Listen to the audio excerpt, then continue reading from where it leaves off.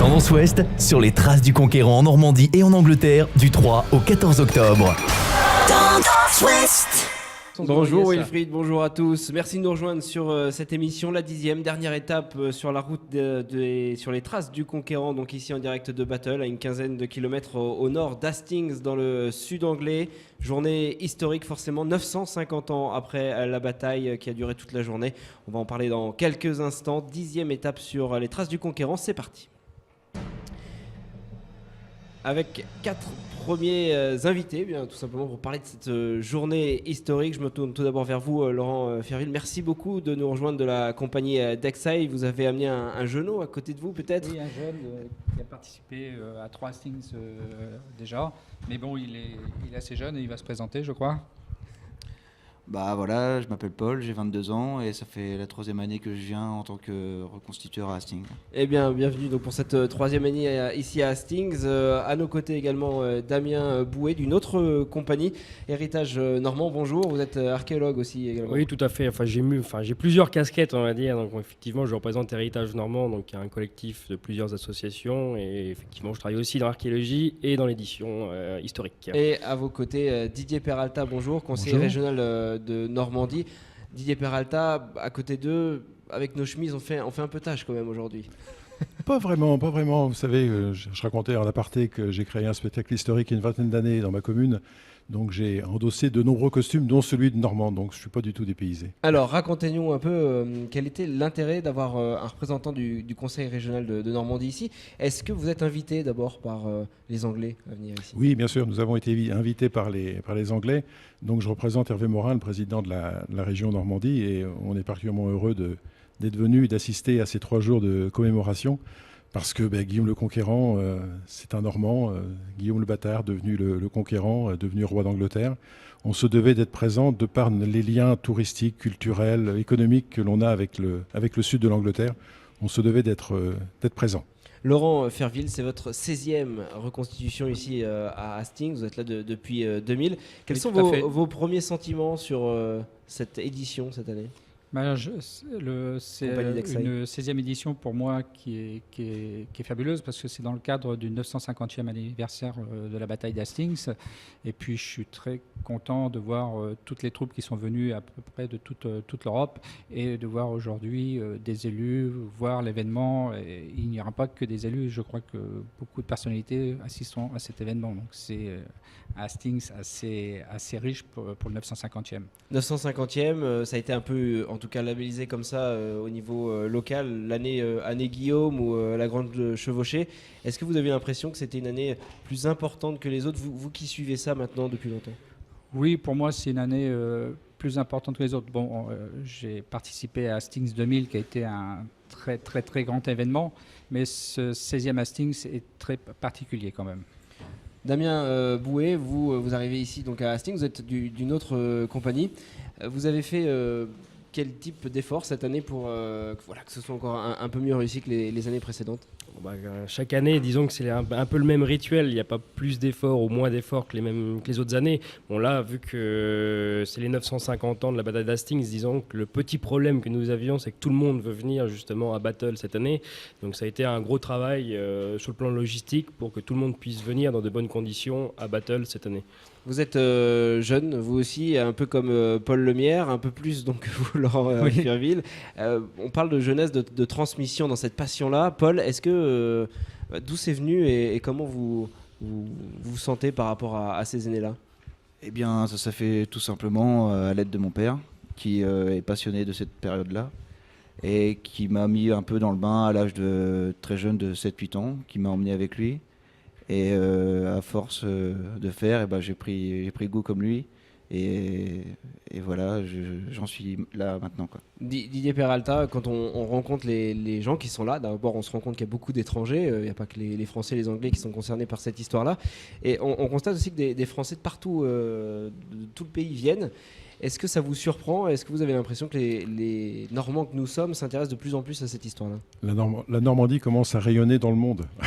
Non, c'est important que la Normandie ait retrouvé une certaine unité de par la fusion des deux anciennes régions. Ça a joué 1er janvier, ça a joué. Bien sûr, c'était une anomalie administrative qui a été réparée. Enfin, on retrouve une cohérence touristique, culturelle, et c'est beaucoup plus facile maintenant de communiquer auprès des habitants. On essaie de passer auprès des habitants le message d'être fier d'être normand. Et j'en veux pour preuve cette année, plus de 150 manifestations ont été labellisées par la région Normandie dans le cadre du 950e anniversaire de la bataille d'Hastings et dans le cadre de Normandie médiévale. C'est un grand succès et il faut rebondir là-dessus et continuer, que les Normands retrouvent cette fierté d'être Normands. La Normandie est la deuxième région la plus connue au monde après la Californie. Donc surfons sur ce succès. C'est ce que vous allez défendre dans quelques minutes tout à l'heure au déjeuner, à ce grand déjeuner qui va ressembler 90 représentants avec 9 nationalités représentées. C'est aussi ça l'enjeu de ce genre de déplacement pour vous ? Oui, tout à fait. Devant les personnalités tout à l'heure, je vais parler surtout du développement économique, puisque nous avons des relations économiques avec le sud de l'Angleterre qui sont très importantes. Nous avions, dans le cadre des fonds européens, dans le cadre des divers projets Interreg, nous avons des relations économiques importantes, mais tout le monde sait ce qui s'est passé avec le Brexit, comment ça va pouvoir continuer. Il est primordial pour nos entreprises normandes, notamment dans l'agroalimentaire, de continuer à avoir des liens qui se tissent avec les entreprises anglaises. Je suis là pour ça, notamment, entre autres, pour essayer de redonner un peu un dynamisme pour aller plus loin. Le marché du sud de l'Angleterre est très important pour nos entreprises normandes.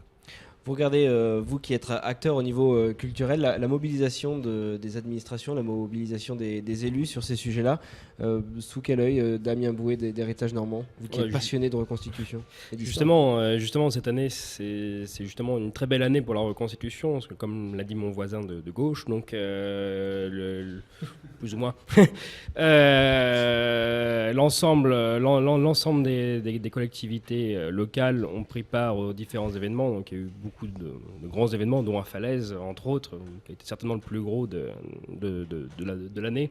On va dire avec énormément de reconstitueurs, certains reconstitueurs qui sont justement ici cette année, dont Héritage Normand, la confrérie normande, le Franco-Flamish contingent et d'autres encore.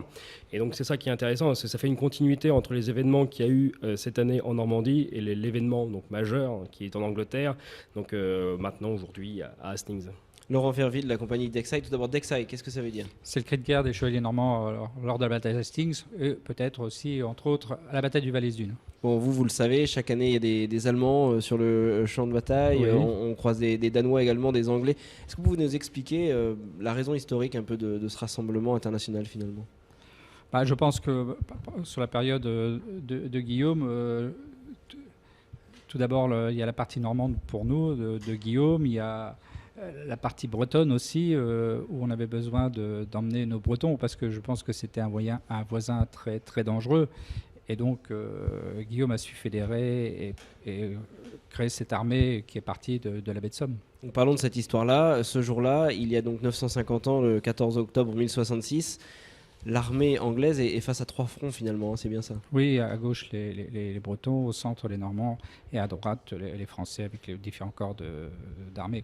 Et vous aujourd'hui, vous savez déjà dans quel côté vous allez vous trouver ? Je saurai ça demain. D'accord, donc tout se décide, c'est ça, pendant les reconstitutions. Oui. Vous confirmez Oui, bien sûr.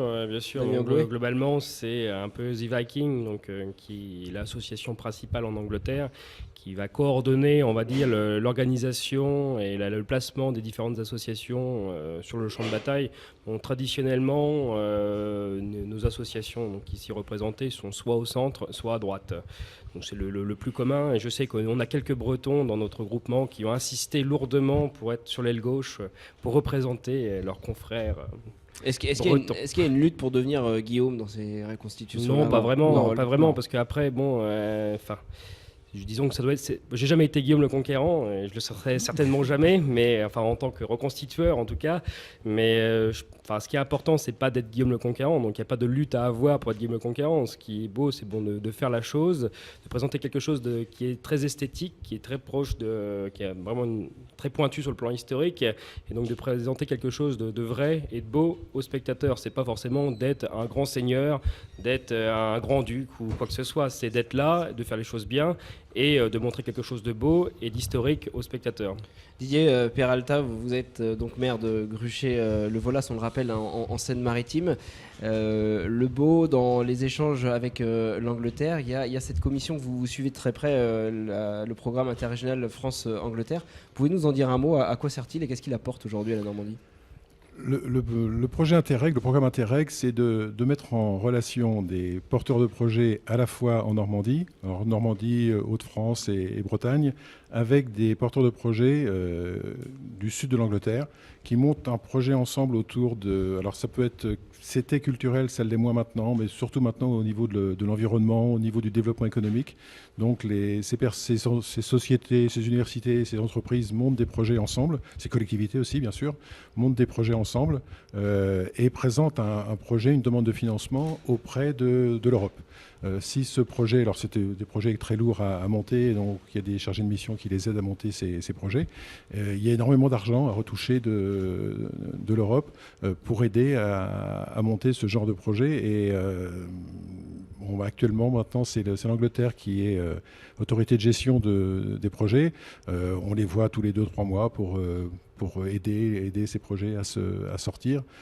Je ne vous cache pas que j'ai une angoisse avec le Brexit. Il faut à tout prix que ça continue parce que, comme je disais tout à l'heure, les Normands ont besoin du marché anglais pour continuer à fonctionner. Inquiétude que partage peut-être Joël Bruno qui nous a rejoint, le maire de Caen ici à Hastings. Donc on le rappelle, on est en direct de Battle.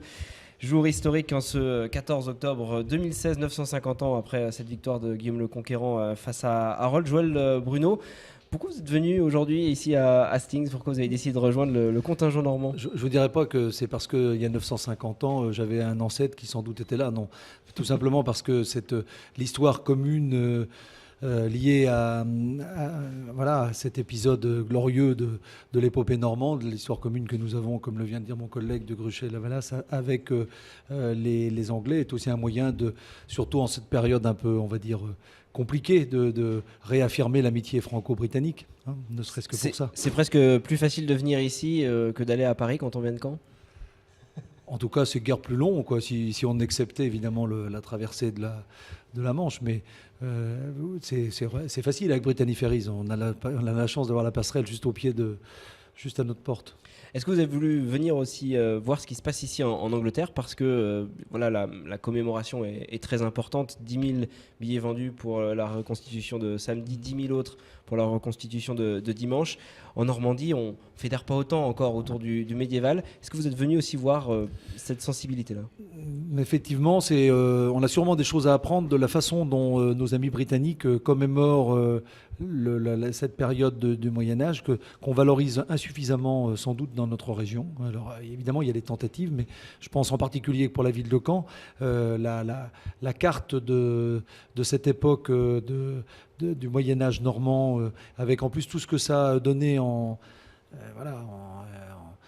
prolongement au niveau européen jusqu'en Sicile, etc.